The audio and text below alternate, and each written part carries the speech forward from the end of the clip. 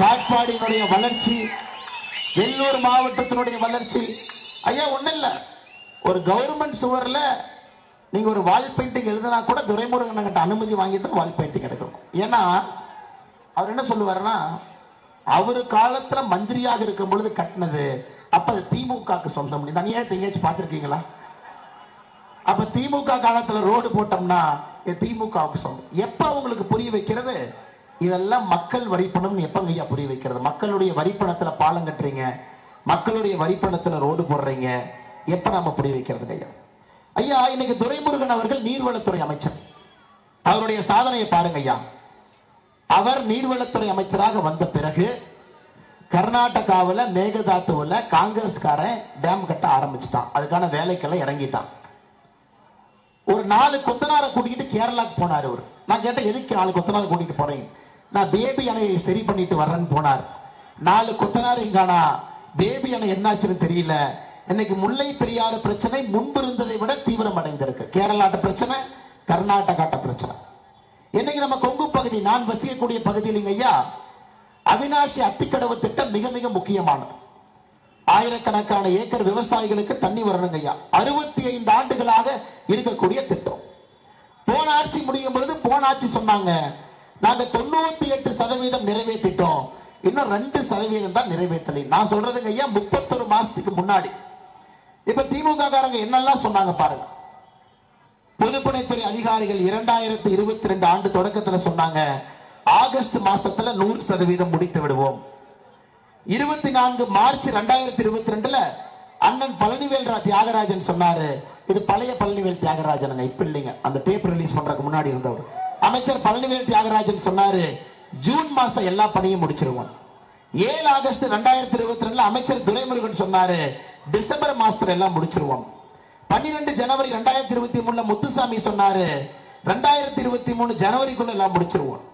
20 ஜனவரி 2023 முத்துசாமி சொன்னாரு, 97% நிறைவேற்றிருக்கிறோம், கொஞ்சம் பொறுமையா இருக்கு. 15 ஏப்ரல் 2023 2G ஊழல் ராஜா சொன்னாரு, ஆகஸ்ட் மாசத்துல முடிச்சிருவோம். முதலமைச்சர் மு க ஸ்டாலின் பார்த்தாரு, நீங்க எல்லாம் மாத்தி மாத்தி போய் சொல்றது, நானும் போய் சொல்லுவேன்னு. அவர் 27 ஆகஸ்ட் 2023 சொன்னாரு, இன்னும் சில மாதங்கள்ல முடிச்சிருவோம். 7 அக்டோபர் 2023 அமைச்சர் முத்துசாமி சொன்னாரு, 99% முடிச்சிருக்கோம், 1% பொறுமையா இருக்கு. 9 அக்டோபர் 2023 அமைச்சர் துரைமுருகன் தந்தாரு, காளிங்கராயன் வாழ்க்காய் நிரப்பனாத முடிச்சிருவோம், மழை வர்ற வரைக்கும் பொறுமையா இருக்கு. அதன் பிறகு 29 அக்டோபர் 2023 துரைமுருகன் சொன்னாரு, 97% முடிச்சிருக்கோம். நீங்க பாருங்க ஐயா, அவர்கள் பேசியதெல்லாம் தொகுத்து கொண்டு வந்திருக்கேன். 98% 99 போச்சு. 6 மாசம் கழிச்சு 99 97 வந்துச்சு.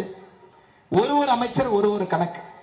துரைமுருகன் சொன்னதுக்கு அப்புறம் முத்துசாமி என்ன சொன்னாரு, 9 நவம்பர் 2023 97% இவர் சொன்னாரு, மறுபடியும் 99% முடிச்சிருக்க முத்துசாமி. 6 டிசம்பர் 2023 துரைமுருகன் சொன்னாரு, மறுபடியும் 97% முடிச்சிருக்கோம். ஐயா ஒரு உதாரணம் தமிழகத்தினுடைய ஆட்சி எப்படி நடக்குது, பொதுப்பணித்துறையை பொறுத்த வரைக்கும் எப்படி இருக்கு, தமிழ்நாட்டினுடைய விவசாயிகளுக்கு இருக்கக்கூடிய முக்கிய பிரச்சனையை ஒரு அரசு எப்படி அணுகுறாங்க, இவர்களை பொறுத்தவரை இவர்கள் ஆட்சியாளர் இல்லைங்க ஐயா, உங்க காமெடி பீஸ். வாய்க்கு வந்ததை பத்திரிகையாளர் மைக்க நீட்டினாங்கன்னா வாய்க்கு வந்ததை பேசுவான். துபாய்க்கு போனார். நான் சொன்னேன், எதுக்கு துபாய்க்கு போறீங்க? இல்ல நிதி வாங்கிட்டு வரோம். சரி வாங்கிட்டு வாங்க. எவ்வளவு வாங்கிட்டு வர்றீங்க? 6000 கோடி வாங்கிட்டு வரோம். சரி எப்ப வருதுன்னு. இந்த கவுண்டமணி மாதிரி அந்த கவுண்டமணி செந்தில் ஒரு 2 வாழைப்பழம், ஒரு வாழைப்பழம் இங்க இருக்கு, இன்னொரு வாழைப்பழம் எங்க இருக்குங்கிற மாதிரி, அது இன்னைக்கு வரும் நாளைக்கு வரும். நாங்க ஐயா அவர் துபாய்க்கு போயிட்டு விட்டு 2 வருஷம் முடிஞ்சதுங்க ஐயா. அவர் துபாயில டீ குடிச்சா 6 ரூபாய் இன்னும் வரல. 6000 கோடி நீங்க மறந்துடுங்க. 6 ரூபாய் இதுவரை தமிழகத்திற்கு துபாய்க்கு போனா பணம் வரல. சென்னைக்கு துரைமுருகன் ஐயாவை போல சீனியர், இவரெல்லாம் சீனியர் ஐயா, ஹாஸ்பிட்டல் அப்பப்ப படுத்துக்குவாரு. பாத்துக்கீங்களா ஐயா? இந்த ஸ்டாண்ட் ரைட் ஆனா ஹாஸ்பிட்டலுக்கு போயிருவாரு. அனுதாபம், அது தமிழ்நாடு அரசியல்வாதிகளுக்கு தெரியும். அது 70 வருஷமா எப்படி அனுதாபத்தை வச்சு வண்டி ஓட்டுறாங்கன்னு நீங்க பாக்குறீங்க. இங்க வந்தா ஹாஸ்பிட்டலுக்கு போயிருவார். இந்த முறை பையனுக்கு சீட்டு கொடுக்கறதா யோசிச்சா ஹாஸ்பிட்டலுக்கு போயிருவார். துரைமுருகனை பொறுத்தவரை 31 மாதத்துல ஹாஸ்பிட்டலுக்கு போய் போய் போய் போய் திமுக தன்னுடைய நிலைப்பாட்டிற்கு எப்படி வேலை செய்ய வேண்டும் என்று வேலை வாங்கி கொண்டிருக்கின்றார். இன்னைக்கு ஐயா அண்ணாதுரை அவர்கள் ஐயா அவர்கள் சொன்னதற்கு நேர் எதிராக இங்கே அரசியல் இருக்கு.